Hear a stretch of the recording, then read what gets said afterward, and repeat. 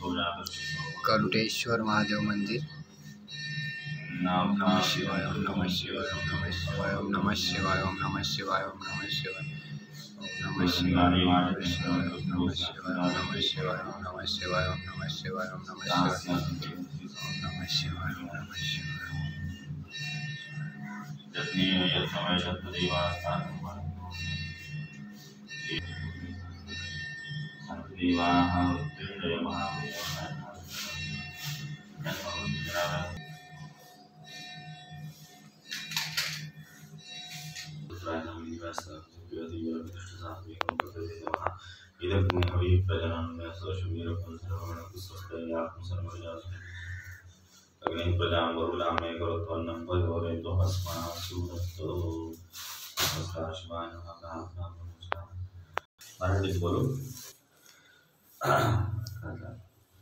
अवधूत चिंतन श्री गुरुदेव दत्त।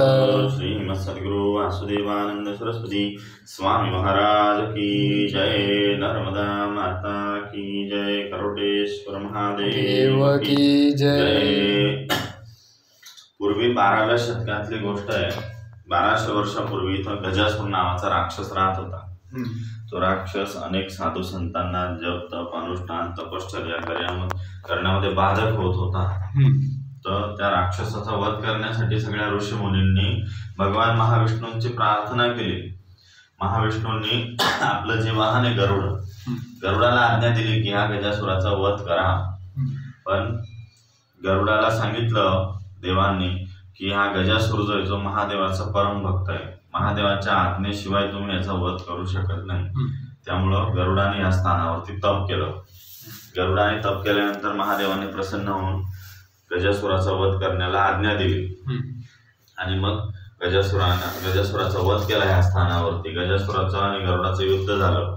गजासुराचा वध झाल्यानंतर त्याचं जे कवटी होती शरीर, कवटी ह्या स्थानावर पडली, या महादेवाच्या स्थानावरती त्याची कवटी पडली आणि त्याचं जे धड होतं ते नर्मदेत पडलं।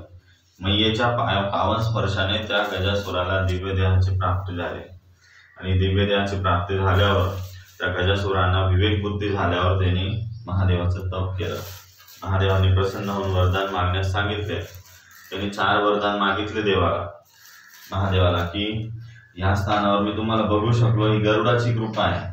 गरुडाची कृपा झाली नसती तर मी तुमचं दर्शन करू शकलो असं, म्हणून गरुडाच्या नावाने इथे स्थित व्हा असं पण गरुडाने इथं तप केलं होतं। त्यामुळे महादेव या स्थानावरती थांबले। ते गरुडेश्वर महादेव मंदिर गावाच्या ईशान्य कोपऱ्यात गरुडेश्वर महादेव मंदिर आहे। दुसरं वरदान गजासुराने मागितलं की माझी कवटी या स्थानावर पडली आहे म्हणून माझ्या नावाने पण तुम्ही जग कल्याण करा। त्यामुळे ह्या महादेवाच्या ह्या स्थानावरती कवटी पडली।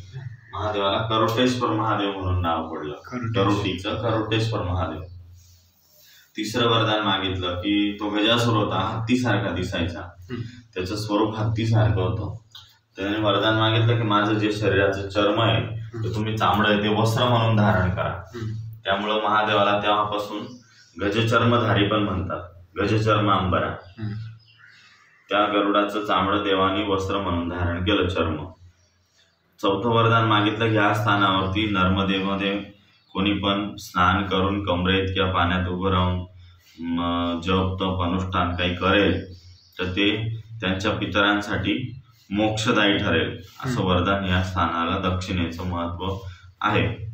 त्यानंतर ही तर 12व्या शतकातली गोष्ट आहे। पण त्याच्यानंतर वासुदेवानंद सरस्वती स्वामी महाराज दत्त अवतारी ज्यांचा जन्म दत्तकृपेनी माणगाव या स्थानावर झाला, कोकणामध्ये सावंतवाडी तालुका आणि सिंधुदुर्ग जिल्हा। स्वामी महाराजांचा जन्म झाला त्याच्यानंतर स्वामी महाराजांनी गृहस्थ धर्माचं कडक आचरण पाळून नंतर संन्यास स्वीकार केला उज्जैनला आणि दत्त आज्ञेने पूर्ण भारतामध्ये पायी 24 जागेवर चातुर्मास केले अनेक ठिकाणी आणि दत्त आज्ञेने गरुडेश्वरला येऊन समाधी घेतली। स्वामी महाराजांच्या पूजेत जी दत्तमूर्ती असायची त्या दत्तमूर्तीला ज्यावेळेस गरुडेश्वरला स्वामी महाराज आले, इथं जंगल होतं, काहीच नव्हतं, पूजा पाठ वगैरे असं काही होईल। स्वामी महाराजांना असं वाटलं की ही मूर्ती आपण नरसोबाची वाडी किंवा गाणगापूर या स्थानावर आपण पाठवून देऊ। पण देवांची इच्छा होती की मला इथं गरुडेश्वरलाच थांबायचं आहे। त्यामुळे देवांनी आपले जे स्वामी महाराजांचे शिष्य होते योगानंद सरस्वती गांडा महाराज यांची समाधी गुंजल आहे महाराष्ट्रामध्ये, परभणी, पाथरी तालुका, परभणी जिल्हा. त्यांना आज्ञा दिली की इथं मंदिराची उभारणी करा. देवांच्या आज्ञेने आणि स्वामी महाराजांच्या कृपेने योगानंद सरस्वती स्वामी महाराज आणि कर्नाळीचे ब्रह्मानंद स्वामी या दोघांनी इथं मंदिराची पायाभरणी केली. खातमुहूर्त स्वामी महाराजांनी काढून दिलं आणि मंदिरामध्ये देवांची स्थापना झाली. जी दत्तमूर्ती स्वामींची बोलत होती त्या मूर्तीसाठी इथं मंदिराची स्थापना केली. दत्तांच्या उजव्या हाताला आद्यगुरु शंकराचार्य आहे. ती स्वामी महाराजांची दंड परंपरा, आचार्य परंपरा आहे.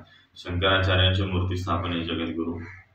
आणि देवांच्या डाव्या हाताला सरस्वती देवी आहे. दत्त मंदिरामध्ये सरस्वती देवी, शारदा महाराजांनी जेवढं आचार्यानंतर, शंकराचार्यानंतर जेवढी संस्कृत वाङ्मय रचना केली ती वासुदेवानंद सरस्वती स्वामी महाराजांनी केली, ती सरस्वती देवीच्या कृपेने. त्यामुळं स्वामी महाराजांची तिथं देवीची स्थापना स्वामींनी केली. आणि आद्यगुरु शंकराचार्य दत्तांच्या मध्यभागी जी मूर्ती ती स्वामींशी बोलत असलेली 3 मुखी दत्तमूर्ती आहे. आणि ह्या साईडला डाव्या हाताला सरस्वती देवी आणि दत्तांच्या मध्यभागी 1 मुखी दत्त आहे. ते इंदिराबाई होळकरांना स्वामींनी दिलेली मूर्ती. ती इंदिराबाईंनी पूजा केली आणि परत त्यांचं ज्यावेळेस शरीर सोडलं त्यावेळेस ती मूर्ती नाना महाराजांकडे आली. नाना महाराजांनी पूजा केली. जे स्वामींचे शिष्य होते नाना महाराज तराणीकर, त्यांनी पण आजच्या 50 वर्षापूर्वी ती दत्तमूर्ती पायी पालखीमध्ये गरुडेश्वरला परत दत्त मंदिरात पाठवून दिली. असं दत्त मंदिराचा इतिहास. स्वामींचं चरित्र फार मोठं आहे, खूप मोठं आहे. पण थोडक्यात दत्त मंदिराची माहिती आणि या स्थानाची माहिती अशी आहे. श्री गुरुदेव दत्त, श्री गुरुदेव दत्त, श्री गुरुदेव. नर्मदे हर, नर्मदे हर. आताच महाराजांनी खूप सुंदर पद्धतीनं गरुडेश्वर महादेवची माहिती सांगितली, दत्त मंदिरची माहिती सांगितली. इथल्या म्हणजे गरुडेश्वर मध्ये जे जे मंदिर आहेत त्या सर्व मंदिरांची माहिती सांगितली. अशीच मंदिरांची माहिती तुम्हापर्यंत पोहोचवत राहील. हेच देवाचा आशीर्वाद मी नाही पोहोचवणार, ते सगळं शिवजी दत्त महाराज पोहोचवत आहेत. त्यामध्ये माझा काहीही एक सहभाग नाही आहे. हे सगळं महाराजांची, दत्त महाराजांची कृपा, शिव शंकर महाराजांची कृपा. ते जगताचे विश्वधारक आहेत, चालकधारक आहेत.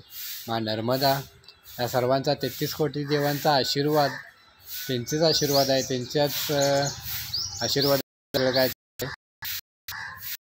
नर्मदे नर्मदे हर, कमेंट नक्कीच मध्ये हर हर हर महादेव, जय सद्गुरू. जे तुम्हाला वाटतंय तसं कमेंट नक्की लिहा. तिकडून देवाचं नाव घडेल. नर्मदे हर, श्री गुरुदेव दत्त, गुरुदेव दत्त. नर्मदे हर, नर्मदे हर.